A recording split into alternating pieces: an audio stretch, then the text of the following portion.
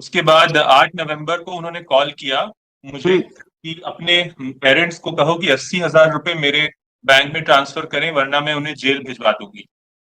हम्म। फिर अगले साल 10। बात करेंगे एक ऐसे केस की जिसमें कि पत्नी ने पति को दी धमकी 1 करोड़ रुपए एलिमनी देने की और बोला कि अगर तुमने ये एलिमनी नहीं दी तो मैं तुम्हें जेल भिजवा दूंगी। क्या आपके साथ ऐसा हो रहा है? हो रहा है तो ये केस आपके लिए है, क्योंकि आजकल बहुत से केसेस ऐसे आ रहे हैं। पत्नियां पैसे के लिए शादी कर रही हैं, सभी पत्नियां ऐसी नहीं है, यहाँ पे क्लियर कर देती हूँ, लेकिन कुछ केस ऐसे आए हैं, जैसे लुटेरी दुल्हन को ले लीजिए तो ऐसे भी बहुत सारे केस आए हैं कि पैसे के लिए शादी की, फिर उसको परेशान किया, फिर पैसे ले लिए, फिर दूसरे से शादी की, फिर उसको परेशान किया। तो कई पत्नियां ऐसी भी हैं। तो यहाँ पर ऐसा ही केस हमारे सामने आया है जिसमें कि जो पत्नी थी उसने अपने पति को धमकी दी कि भाई मुझे इतना पैसा चाहिए, नहीं तो मैं तुमसे झूठा केस लगा दूंगी।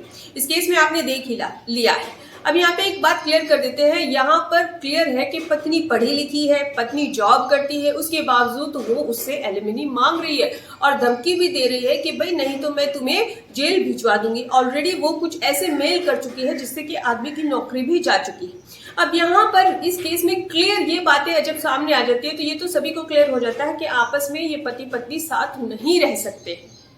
इस केस में एक बात जो जज साहब ने कही वो बहुत ही सही है कि सारी बातें जिसको कि एक पति पूरा ही नहीं कर सकता है, उस तरह की अगर आप डिमांड करते तो फुलफिल कभी नहीं होंगी।